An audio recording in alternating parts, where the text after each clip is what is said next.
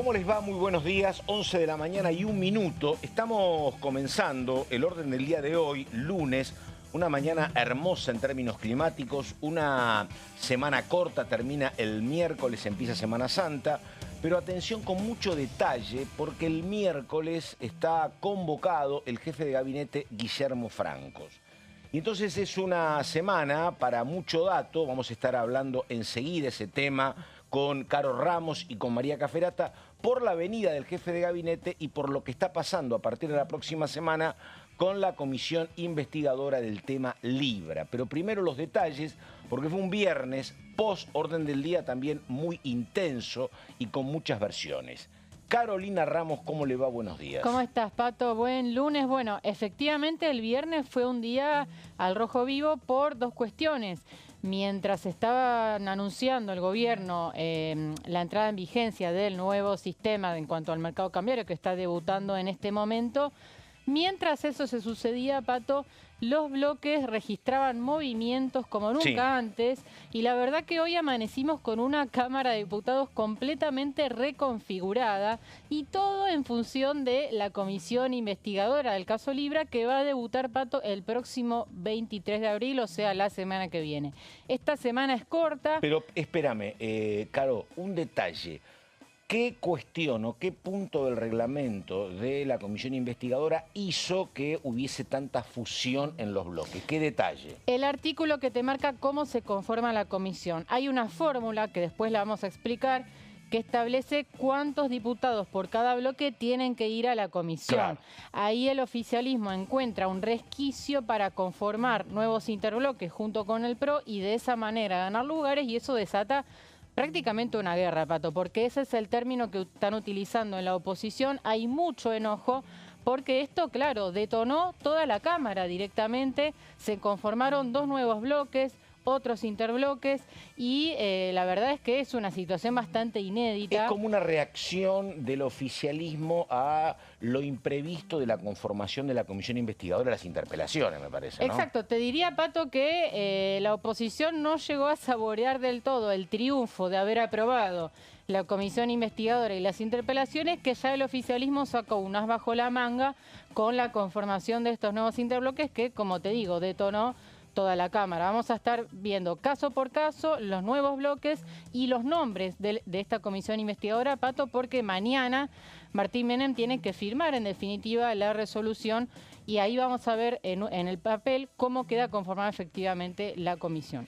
Bueno, vamos a hablar enseguida con María Caferata del tema previsión social, que es importantísimo porque uno está viendo, se conocen todavía no todos los detalles de cómo es el acuerdo del gobierno con el Fondo Monetario, pero hoy estaba escuchando que uno de los puntos es la inminencia de una reforma previsional para el año como máximo, falta un año y medio, diciembre del 2026, con mucha claridad lo que está pidiendo el fondo en torno al régimen previsional, así que está muy ligado con esto que planteaba María. Pero antes de María, 10 segundos, decime, ¿puede aclarar algo Franco? ¿Puede calmar un poco la situación? Bueno, esperemos, Pato. Seguramente el tema del acuerdo con el fondo y el tema de las nuevas normas cambiarias que están empezando a regir el día de hoy van a acaparar, te diría, el 90% del informe que va a brindar Francos el día miércoles. Recordemos, Pato, que cuando los bloques mandan las preguntas por escrito todavía no se conocía nada de todo esto, ¿no? Entonces hay un escenario nuevo,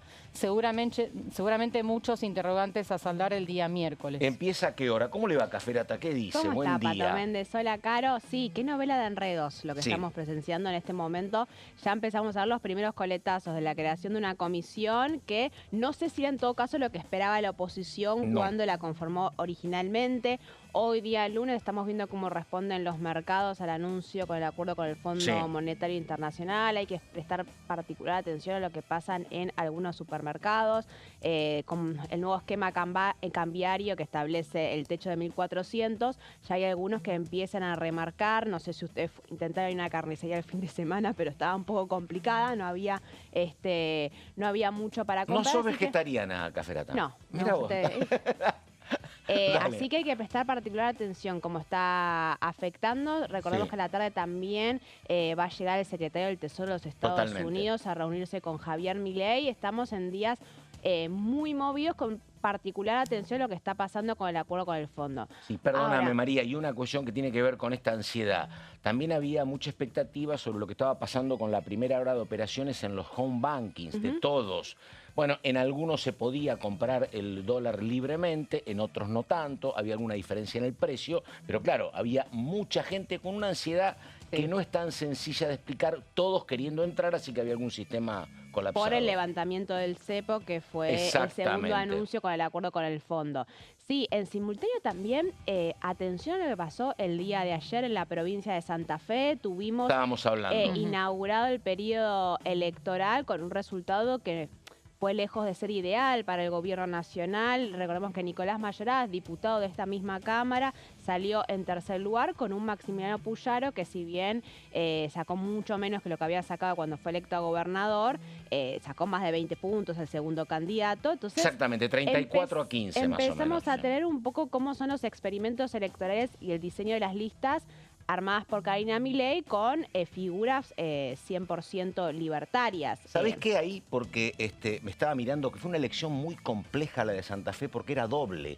Era una elección que era paso también y vos elegías convencionales por distrito único, que fue lo que sacó ese porcentaje Puyaro, y elegías también convencionales por cada uno de los departamentos. Y cuando vos elegías departamentos, esto es específicamente Rosario, la capital, ahí le fue muy bien a Libertad Avanza, que ganó en la elección para capital con Alear y que le fue muy bien en Santa Fe, donde terminó en segundos. Así que fue una elección rara. Rara porque, a ver, ¿qué tuvimos también? Santa Fe peronismo tiene muy boleta dividido, única claro. Hace mucho tiempo.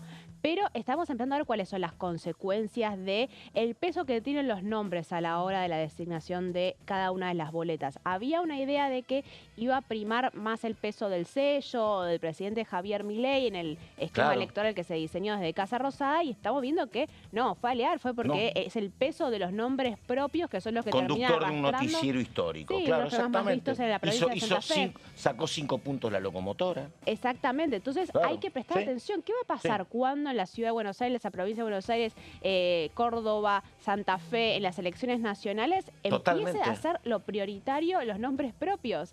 En un contexto que, aparte, ya estamos viendo que las elecciones locales un poco están siendo cooptadas por también ya pesos pesados, ¿no es cierto? Sí, claro. Lo vemos en la ciudad de Buenos Aires con Silvia Lopenato, Manuel Adorni, Horacio Rodríguez Larreta, y lo estamos viendo en la provincia de Buenos Aires con la posibilidad de que Cristina Fernández Kirchner sea candidata por la tercera sección electoral. Entonces, en una elección en la cual los nombres propios pesan mucho y que se están bajando, como se dice, a las elecciones locales, ¿qué es lo que queda para elección nacional? Que todos se juegan un poco.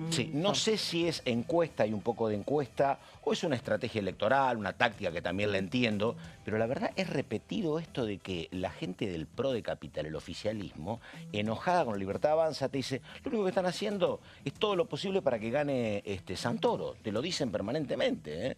Dice, estamos divididos nosotros, nos pelean a nosotros, nos hostigan a nosotros, y el que crece es Leandro Santoro. Lo dijo este fin de semana otra vez Lopenato. No sé si es el dato real o es parte de una búsqueda de una estrategia para terminar ellos arriba de Santoro y arriba de la Libertad Avanza, ¿no? Es lo que cree Mauricio Macri también. ¿Sí? A ver, tenemos a un PRO en la Ciudad de Buenos Aires que es un PRO muy particular, es un PRO macrista, con una lista cerrada, con Jorge Macri, Mauricio Macri, en un contexto que vos tenés que el PRO está lentamente, o al menos un sector separándose del liderazgo de Mauricio Macri y cerrando acuerdos electorales con la Libertad Avanza a nivel nacional por motus propio. La foto que salió el viernes de Karina Milei, Cristian Ritondo, Diego Santilli con Sebastián Pareja, que es el armador de la Libertad Avanza en la provincia de Buenos Aires, en una semana muy movida, da las cuentas que fue un anuncio de tenemos cerrado un acuerdo electoral en la provincia de Buenos Aires. Mauricio Macri se enteró 2 días después de esa reunión que hubo en Casa Rosada. Entonces hay que empezar a ver qué es el PRO, qué es el PRO que está cerrando la Ciudad de Buenos Aires, qué es el PRO que está cerrando la provincia de Buenos Aires. Todo empieza a desdibujarse un poco porque varían las lealtades de cada uno de los sectores. Vamos con los títulos y después estamos con la famosa comisión que investiga el tema Libra, pero primero los títulos, dale.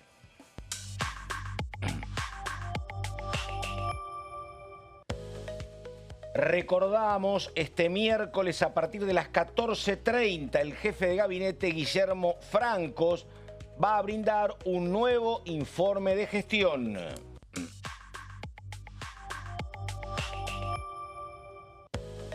Cripto Libra, lo explica Ramos en un ratito. Con nuevos interbloques fueron designados 28 integrantes de la comisión investigadora. ¿Por qué número par? Trata de explicarlo Ramos en un ratito.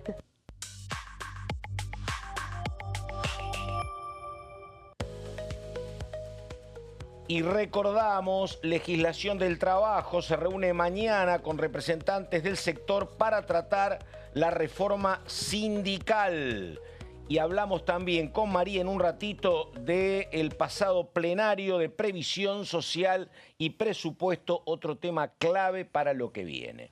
Bueno, 11 de la mañana con 11 minutos. Por favor, Ramos, todo Vamos suyo. a tratar de explicar, Pato. Me gustó porque María lo llamó novela de enredos y yo lo llamé directamente una guerra, porque me parece que esto es un poco lo que se termina desatando con esta comisión investigadora. Antes de la placa, Pato, Dale. vos me preguntabas antes por qué se desata esta situación. Bueno, recordemos, la semana pasada la oposición, en el marco de sus intenciones de investigar qué pasó con la criptomoneda Libra, el episodio que tuvimos el 14 de febrero, cuando Milei promociona esta criptomoneda, después baja la publicación y eso deja un tendal de damnificados. Bueno, en definitiva la oposición logra aprobar interpelaciones, pedidos de informe escrito y la comisión investigadora. Pero, Pato, no pasaron, creo, ni 48 horas desde que se aprobó esa comisión, que ya el oficialismo encontró un vericueto para frustrar de alguna manera el quórum, que eso es lo que en definitiva podría llegar a pasar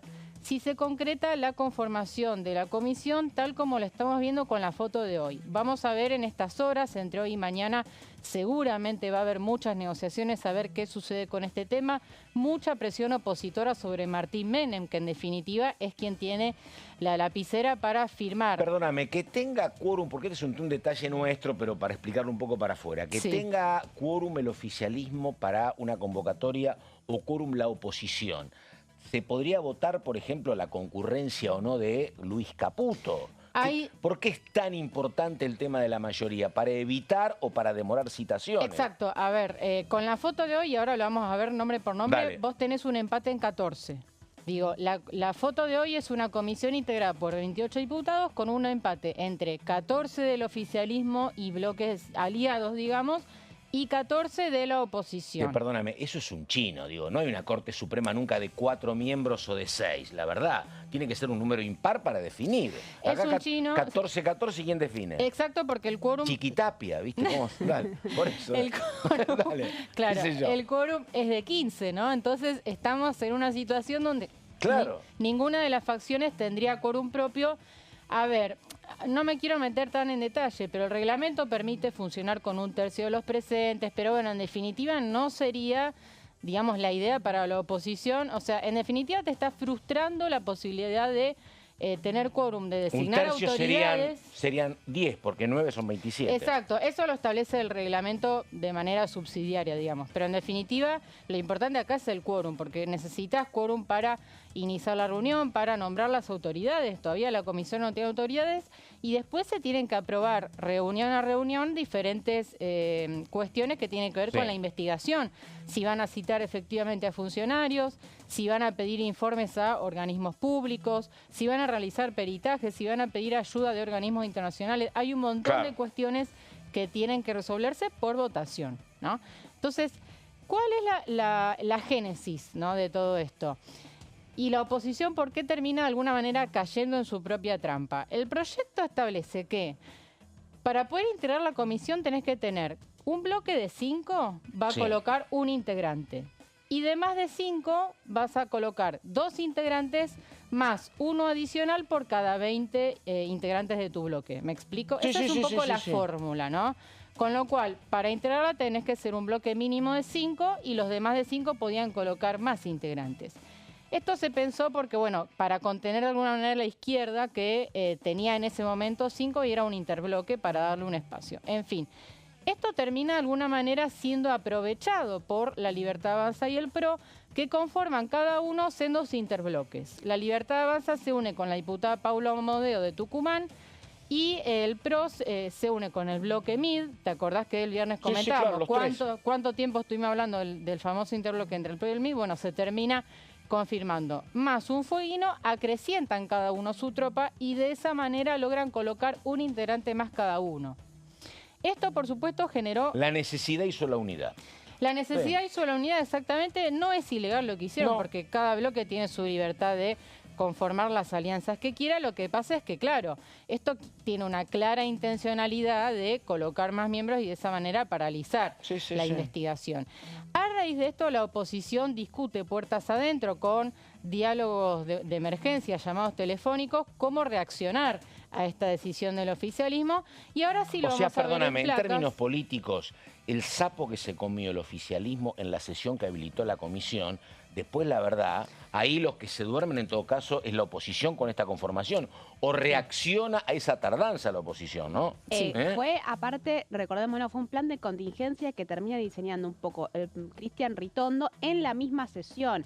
Ellos van preparados a la sesión con la propuesta de la creación de los interbloques, atentos a ver si había una modificación en el reglamento, porque sabían que existía la posibilidad que les impugnaran la modificación de la integración de los bloques a posteriori de que se sancionara la ley. Ellos hacen la presentación cuando ya ven que el escenario no es muy favorable en la votación. Claro. Entonces, cuando ven que van a parar la votación, tuki, presentamos los dos interbloques. Y se abre un capítulo que es lo que decía Caro, un poco delirante, porque no solamente... ¿Cómo es la composición? Yo no tengo recuerdo de números pares, pero tampoco tengo recuerdo de una conformación de una comisión 28, que va ampliándose a medida que hay nuevos bloques. Que no hay un número de integrantes concreto. Y por eso era tan difícil al principio. Fue subiendo de 24 a 26, ahora estamos en 28 y a medida que se van Tampoco me parece que es el mejor camino para acercarte con la sociedad tampoco, ¿no? Explicar esto para afuera. Que te dicen algunos en el peronismo, te dicen, nosotros vamos a hacer un enchastre, vamos a hacer una conformación poco transparente para investigar la transparencia en torno a la manera respecto a la criptomoneda Libra. Entonces, estamos usando las mismas herramientas que el oficialismo para investigar un caso de falta de transparencia en todo caso. Y la última aclaración, tampoco es que el periodismo no tiene experiencia haciendo estas cuestiones. Sí, hay muchos antecedentes. El más recordado es el Consejo de la Magistratura. Bueno, a ver, Caro. En definitiva, Unión por la Patria termina entrando en el pantano generado por los libertarios porque también se divide. Bueno, vamos a verlo entonces con nombres. Por favor, vamos a la placa anterior. La Libertad Avanza.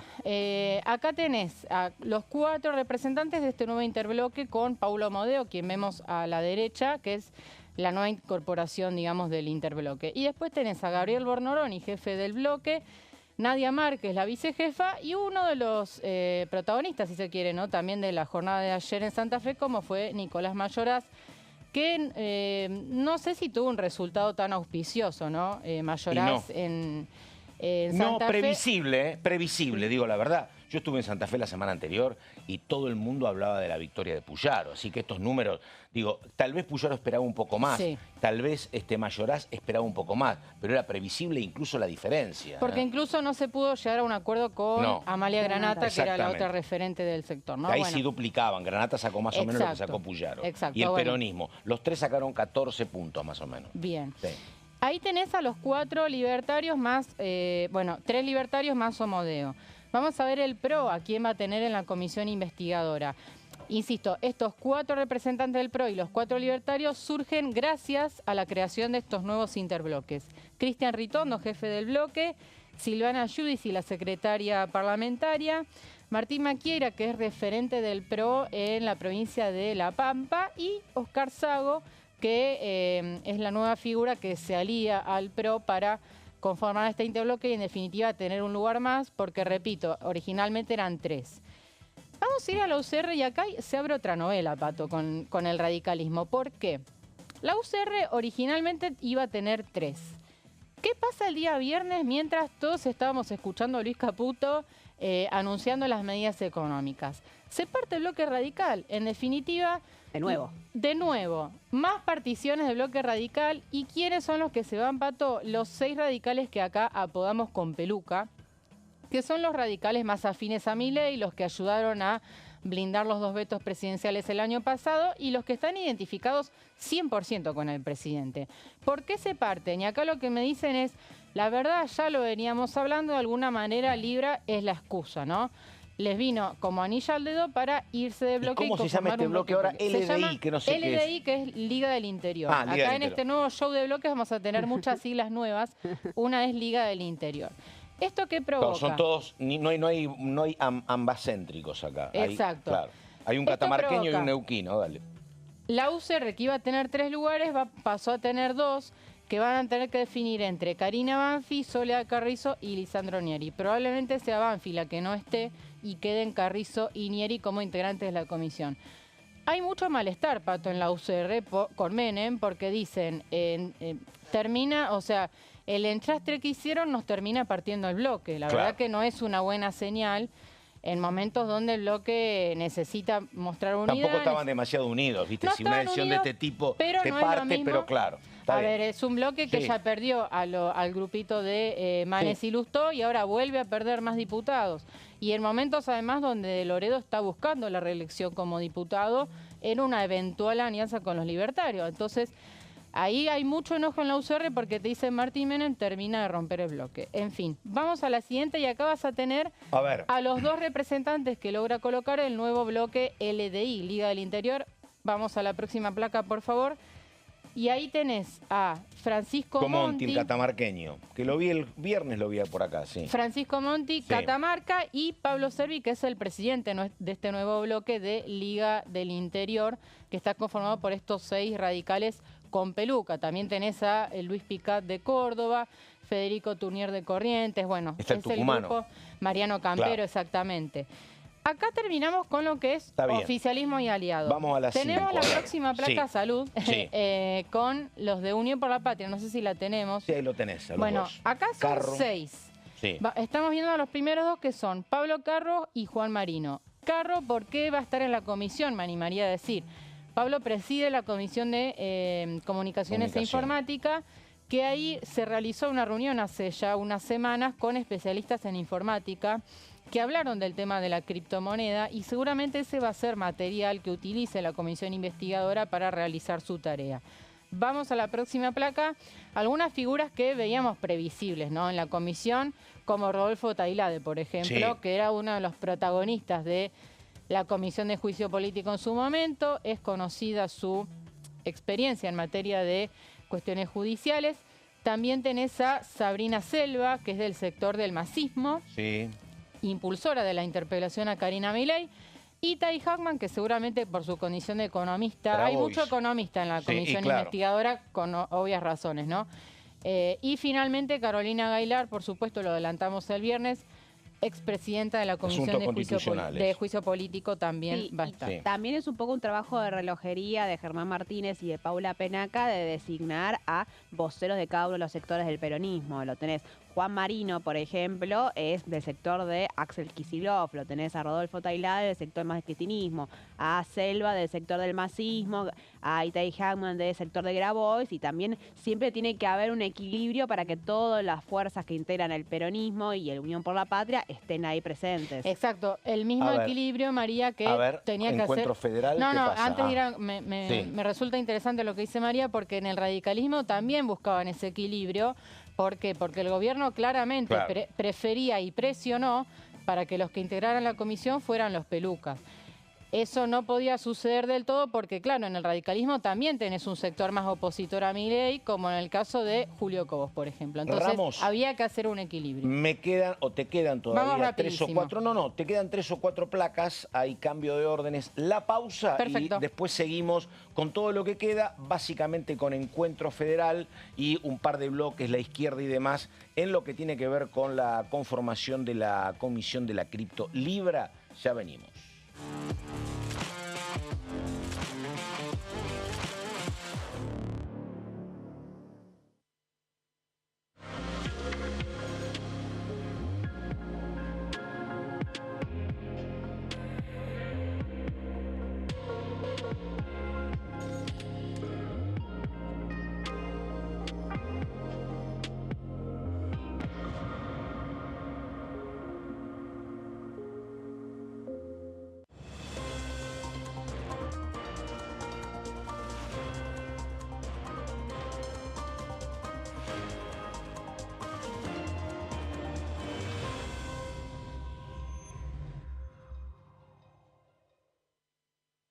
En este momento, millones de niños y niñas tienen desnutrición severa.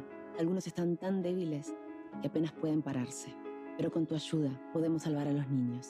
Este alimento terapéutico listo para usar está lleno de vitaminas y nutrientes esenciales que ayudan a los niños y a las niñas a recuperarse de la desnutrición.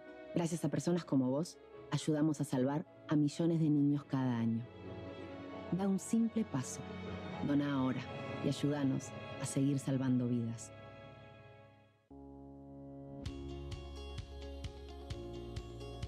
Cuando un proyecto de ley ingresa a la Cámara de Diputados, ya sea creado por un legislador, enviado por el Poder Ejecutivo o producto de una iniciativa popular, se trata primero en las comisiones correspondientes para luego ser tratado en el recinto por los diputados.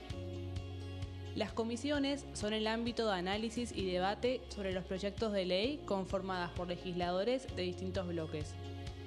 Hay 23 comisiones especiales que tratan temas específicos como el atentado de la AMIA y 45 permanentes que tratan temas vigentes como educación y salud. Un diputado puede formar parte de varias comisiones. Cada comisión se compone de un presidente, un vicepresidente y de 3 a 5 secretarios. La duración de los miembros de las comisiones permanentes y especiales es de 2 años. Para que la comisión funcione debe tener quórum, es decir, un mínimo de 15 y un máximo de 31 a 49 diputados. Las autoridades son elegidas por los propios integrantes de las comisiones, que a su vez son elegidos bajo consenso por sus propios bloques. Para que un proyecto sea tratado en el recinto, debe contar con el apoyo de la mayoría de los integrantes de esa comisión. Al finalizar una reunión de comisión, se dictamina sobre la pertinencia de tratar el proyecto en el recinto. El dictamen propone una resolución o decisión sobre una o varias iniciativas o proposiciones.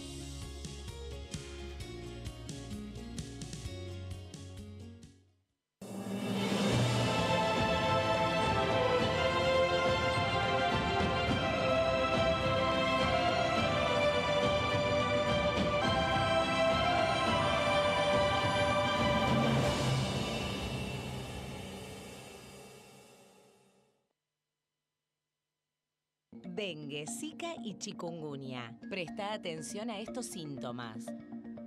Si tenés fiebre alta, 38 o más, de 2 a 7 días de duración y dolor de cabeza, en especial detrás de los ojos, muscular y de las articulaciones, diarrea, dolor abdominal, náuseas y o vómitos, malestar general, cansancio, decaimiento, erupción en la piel, sangrado en nariz, encías u otras partes del cuerpo, no te automediques. Toma mucho líquido, usa repelente y acércate a un centro de salud.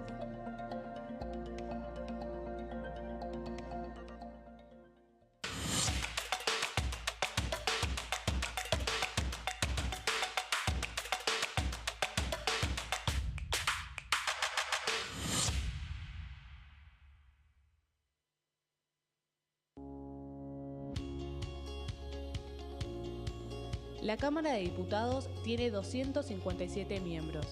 Los diputados debaten y sancionan leyes que rigen en todo el territorio nacional. Algunas de las más importantes son el presupuesto de gastos generales del Estado, el Código Civil, el Código Penal, la forma en que se rige el trabajo, las jubilaciones, entre tantas otras.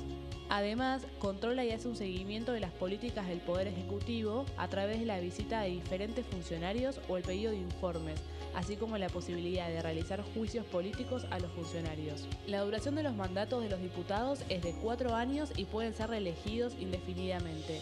Desde el momento en que asumen y hasta el final de su mandato, no pueden ser acusados, interrogados judicialmente, ni molestados por las opiniones o discursos que imitan desempeñando su mandato. Son requisitos para ser diputado tener al menos 25 años, 4 años de ciudadanía argentina y haber nacido en la provincia por la que se postula o haber residido en ella los 2 años precedentes. Se agrupan en bloques que expresan partidos políticos o afinidad ideológica. Existen también los monobloques integrados por un solo diputado.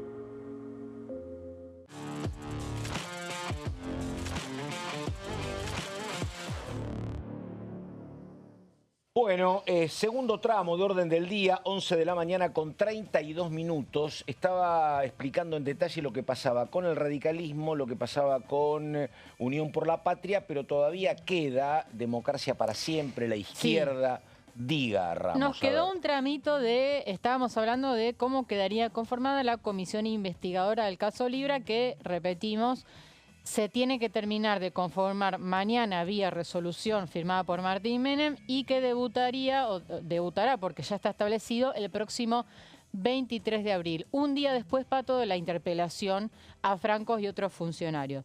Veníamos repasando y no nos alcanzó el bloque anterior porque, claro, hay tanto para contar cómo quedaría en cuanto a el oficialismo y bloques aliados. Perdóname, para no confundir y para aclarar, vos dijiste un día después de la interpelación a Francos. Sí. Francos viene mañana como jefe de gabinete. Exacto. Por la obligatoriedad que tiene. Y mañana es 15 y tiene que volver a la semana siguiente interpelado por la interpelación. Claro, va a venir 2 veces. En realidad, esta semana va a ser el miércoles, no mañana. Ah, claro, tenés razón, es el 16. El miércoles 16 y el 22. Viene, está, por eso. Que fue de alguna manera la válvula de escape que buscó el oficialismo para que el tema Libra quedara de alguna manera agotado el día miércoles y neutralizar una interpelación. Finalmente no lo consiguieron porque la interpelación se aprobó igual.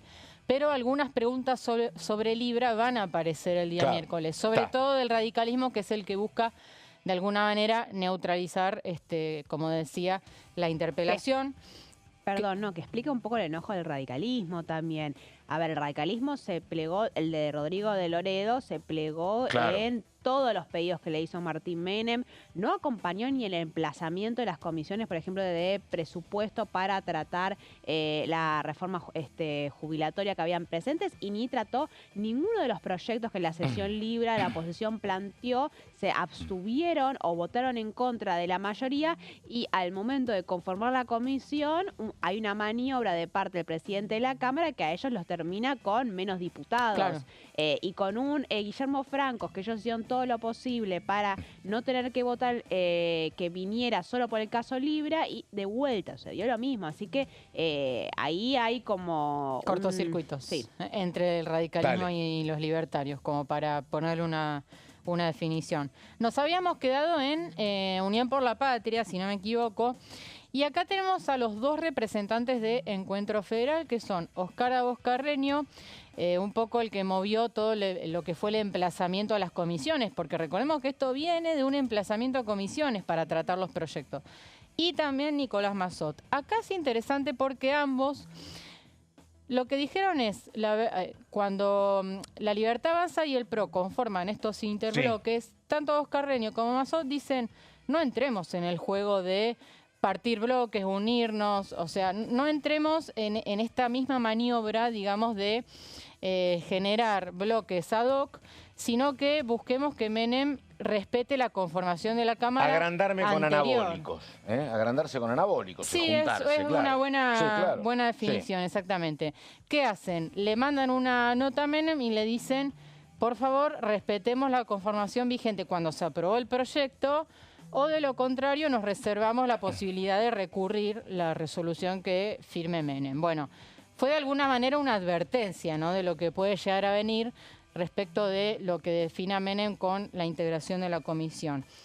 A diferencia de Abos Carreño y de Massot, Unión por la Patria define entrar en este juego que han planteado los libertarios y se parte. Pero vamos a ver antes representantes de Democracia para Siempre y de la Coalición Cívica. Vamos con Democracia para Siempre, donde acá llamativamente no tenés a Pablo Juliano, jefe de bloque y autor del proyecto de comisión investigadora, pero sí tenés a Dania Tabela, que es del sector de Evolución, y tenés a Fernando Carvajal, ex juez federal, que seguramente va a aportar su experiencia en ese sentido, ¿no? Exactamente. Vamos a la próxima placa con los representantes de la Coalición Cívica, Maximiliano Ferraro, presidente del partido además, y Mónica Frade. Y acá me interesa la siguiente. Claro, ¿qué es eso de Julia Estrada? ¿No es una histórica Unión por la Patria? Bueno, porque a ver, como traté de explicar antes, pero la verdad que es un embrollo. Unión por la Patria decide entrar al juego que plantean los libertarios. Podría haber hecho mucho más daño si hubiera querido, pero finalmente, ¿qué es lo que hace? Una diputada, Julia Estrada, se va de Unión por la Patria, deja el bloque con una integrante menos y Estrada se alía a la izquierda. ¿Por qué, Pato? Porque la izquierda se había quedado con 4 diputados, porque recordemos que Mónica Slotauer renunció después de la sesión por el recambio de bancas del FIT. La izquierda pasó de tener 5 a 4. Por lo tanto, como para integrar la comisión se requiere un mínimo de 5, la izquierda quedaba fuera. Y esto, perdóname, esto es una decisión de las autoridades del peronismo que están como muy consolidadas, esto lo digo con ironía, pero esto es una decisión de Estrada, de Germán Martínez. ¿De quién es la decisión? No fue una decisión individual de Estrada, por supuesto. Fue la estrategia que encontró Unión por la Patria para sumar, exactamente. Sí, sin caer en una ruptura muy grande en un contexto de tensiones entre Cristina Fernández Kirchner y Axel Kicillof. Por eso, acá había una preocupación de parte del peronismo, que tenías muchos que no querían romper el bloque frente a esta situación, porque decían, che, se asemeja demasiado a la realidad. Si nosotros rompemos el bloque en este contexto, parece un poco que estamos blanqueando las diferencias internas que tenemos. Y recordemos que esto fue ahora con el tuit de Cristina Fernández esta mañana Kirchner, a las 7 de la mañana, se bajaron un poco los decibeles de esa interna. Pero la semana pasada vos... desisten de la unificación, bancan al gobernador. Sí, pero la semana pasada tenías declaraciones de ambos lados, mucho enojo por parte de los diputados del peronismo entre sí. Entonces, una ruptura en ese contexto, no sabías en qué podía derivar. Y Estrada, que es una figura que uno tiene que asociar con Cristina, indudablemente. Estrada y Mónica Macha, las dos diputadas que se van y son... dos diputadas nada más y que se plegan a la izquierda, ¿no es cierto? Que no es lo mismo que dividir al bloque en 2, o aunque sea se fueran 6, que originalmente cuál era la matemática que se estaba llevando a cabo. No, bueno, es lo más prolijo posible para evitar futuras rupturas. Exacto, son solamente 2 las diputadas, Julia Estrada, economista también, otra economista más en la comisión, y Mónica Macha se alían con la izquierda, entonces la izquierda pasa a tener 6 en este nuevo interbloque, y por lo tanto cuelan 2, cuelan a Julia Estrada y a Cristian Castillo del Frente Izquierda, pero un bloque totalmente impensado hasta hace una semana, la verdad que es muy insólito el escenario que se abrió. Y voy a ir a la última, que la tenemos sin caritas. ¿Por qué, Pato? Porque estás vos de carita, dale. Estoy yo, pero no hay voy a ser candidata. No hay ningún diputado de Innovación Federal. Este bloque... Misioneros y salteños, ¿no? Misioneros, salteños y rionegrino, un rionegrino. No nombró ningún representante en la comisión. Tenían plazo para hacerlo hasta el viernes a las 20 y no mandaron ningún nombre. Pidieron reserva. Esto puede leerse de muchas maneras y hay que mirar con lupa qué hicieron en la sesión, donde básicamente se borraron. Los diputados de Innovación Federal, que hasta ahora venían acompañando al gobierno nacional, en la sesión por libre no aparecieron. No dieron quórum, pero tampoco aparecieron para votar, estuvieron ausentes en todo momento. Con lo cual, que no manden nombres, la verdad que abre especulaciones respecto de qué puede pasar. ¿Y qué pasa, Pato? Como no mandan ningún diputado, lo que observan en la oposición es, la verdad que esos cargos quedan, o sea, no hay que ocuparlos y por lo tanto ahí sí la oposición tendría quórum propio o tendría más integrantes que el oficialismo y aliados, por lo menos, ¿no? Entonces ahí va a haber una discusión respecto de si Menem acepta que Innovación... ¿Innovación en Mireia 2 o 1? 2. Ah, 2. Hay que ver si Menem acepta que Innovación, que es lo previsto, ¿no? Que Innovación nombre después a sus diputados, o si deja esos lugares sin ocupar. Esa es una de las discusiones que va a haber entonces de cara a la conformación. Y lo último, en 10 segundos, ¿y cómo saldamos el tema del 14-14? Bueno, vamos a ver, ¿no? Estás preguntando acá lo que no te pueden responder ningún jefe de bloque. Es el tema de conversación en estas horas. ¿Lo tiene que resolver Menem o no? El riesgo, Pato, es que todo lo logrado hasta ahora, porque la verdad que costó mucho aprobar este proyecto de Comisión Investigadora y está a un paso de caer por la borda si no logran destrabar esta situación, porque en definitiva el oficialismo podría bloquear, insisto, cualquier avance en la investigación. Así que vamos a ver cómo se resuelve. Bueno, esto queda en un cuarto intermedio, hay que resolverlo mañana, pero digo, el cuarto intermedio viene Guillermo Francos el miércoles, ¿no? El miércoles a brindar su informe de gestión y el otro martes a la interpelación. Y esto se resuelve mañana, el tema de Libra. ¿Cómo queda conformada? Sí, vamos a ver después si la oposición reacciona, ojo con esto, Pato, en la sesión de Francos del miércoles, que puedan pedir votar una interpretación para saldar esta situación y que se tome la conformación anterior de la Cámara. Esto se está discutiendo todavía. Es un embrollo, Sí. te digo. Bueno. La guerra de las interpretaciones técnicas del reglamento, básicamente. Bueno, y Caferato, un tema hipersensible, porque hoy uno estaba escuchando mucha radio y viendo streaming y demás, y se hablaba obviamente de la cotización del dólar, de la inflación, de los precios, pero había muchos jubilados que preguntan dónde estaba lo mío, qué pasa con lo mío.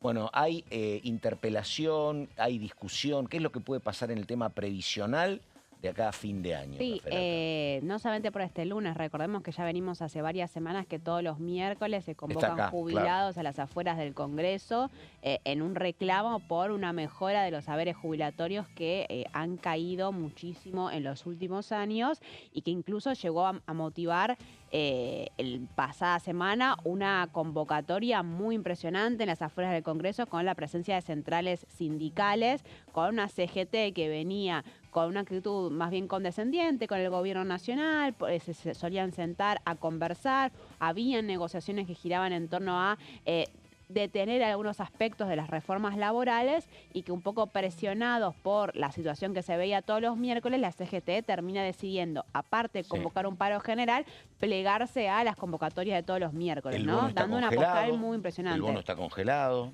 Por eso, entonces, hay varias discusiones. Tenés el congelamiento del bono de 70.000 pesos para los que cobran la mínima. También tenés un poco la pérdida del poder adquisitivo que tiene la jubilación mínima y que ahí motiva todos los miércoles la presencia de muchos jubilados y sectores que acompañan. La disparada de la inflación es otro problema, porque una cosa es una inflación de 1.2, 1.3, que la vas emparejando al mes siguiente. Ahora cuando tenés un 3.7, se te complica mucho más. Exactamente, un 3.7 con mucha presencia de aumentos de los alimentos y las bebidas.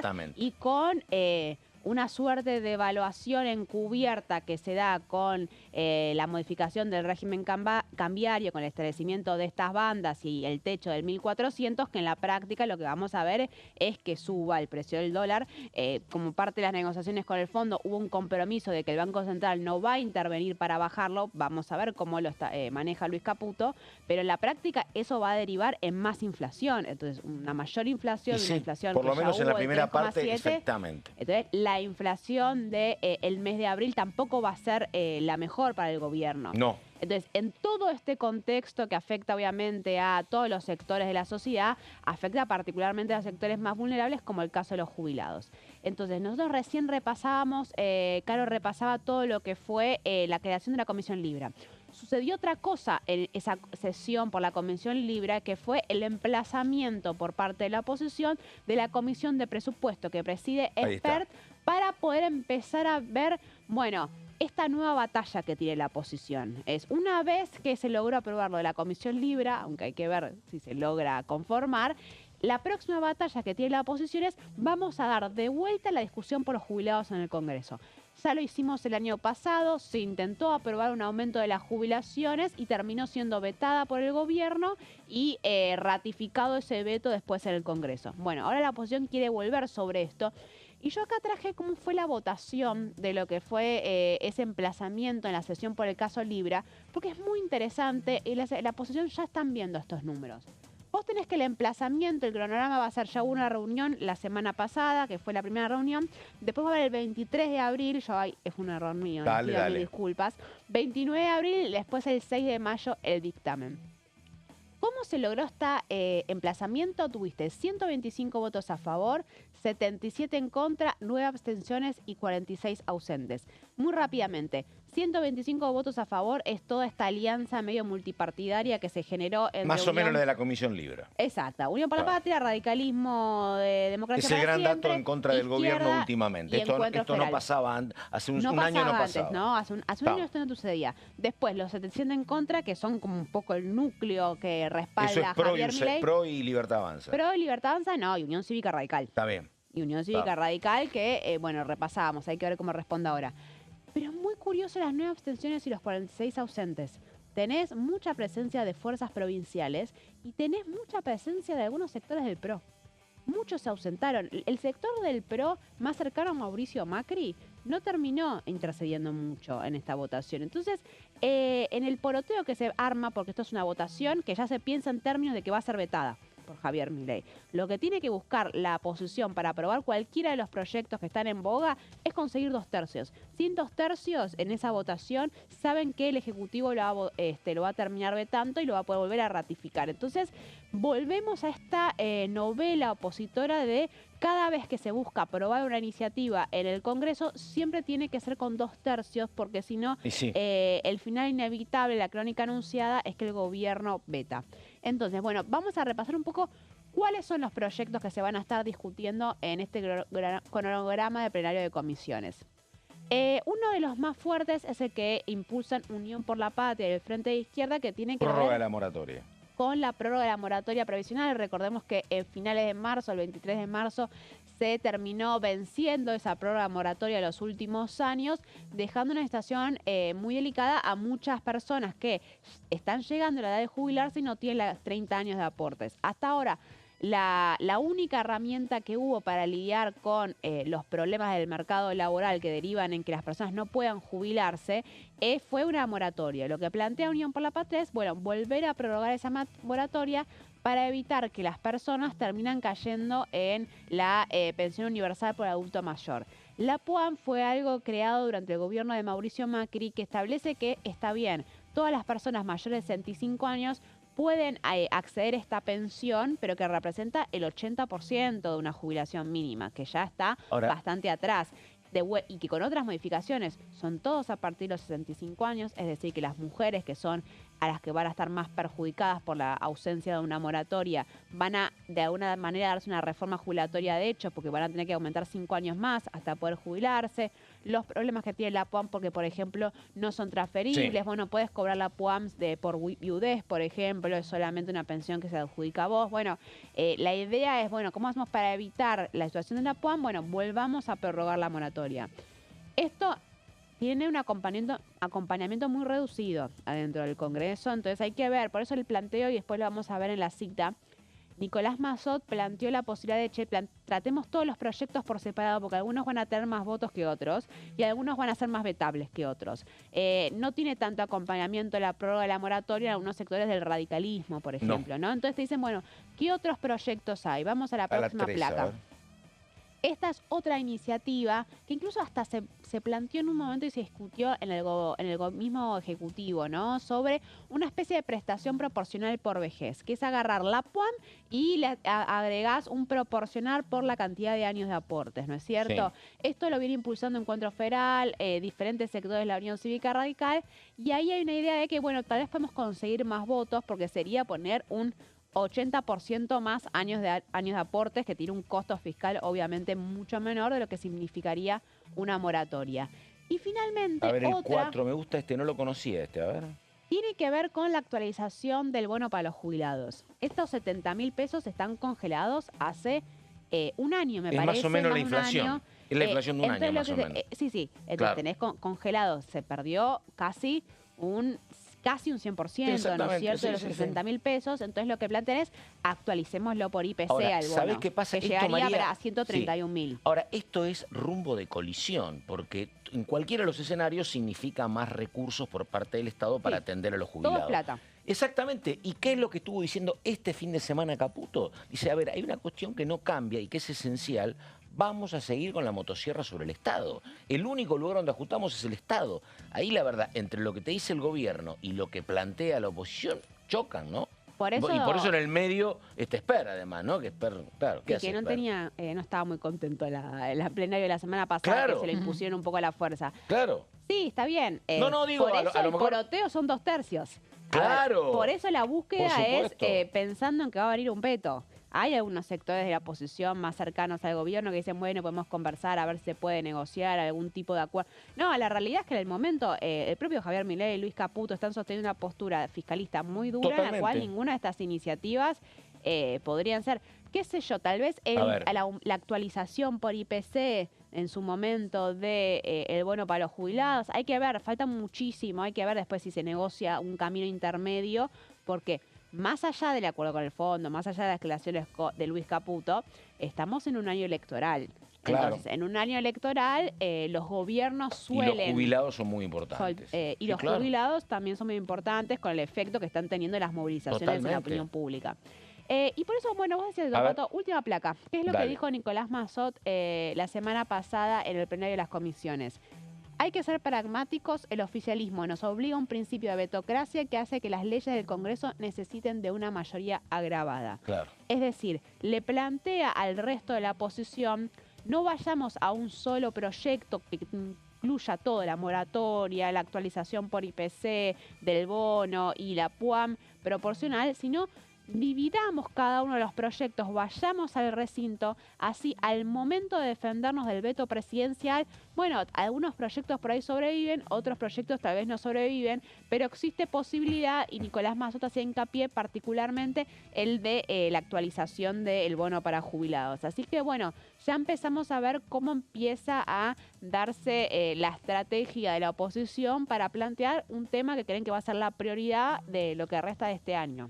La interacción siempre es clave, ¿no? Estamos haciendo el programa, estábamos planteando esto nosotros de qué iba a pasar con el gobierno, porque bueno, estamos en año de elecciones, el tema de los jubilados es importante, y un hombre del oficialismo me escribe de inmediato: cero chance de medidas populistas por parte del gobierno. Bueno, ahí lo tenés.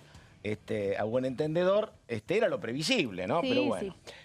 Nos tenemos que ir yendo. Un programa muy intenso con mucha data, mucha información. Muchas gracias por todo lo explicado, Carolina Ramos. Muchas gracias, María Caferata, por todo lo explicitado. Hasta mañana. Así que nada, recordamos, día clave mañana por el tema de la comisión de la criptolibra. Y el miércoles viene Guillermo Francos. Nada más, muchas gracias. Buenos días.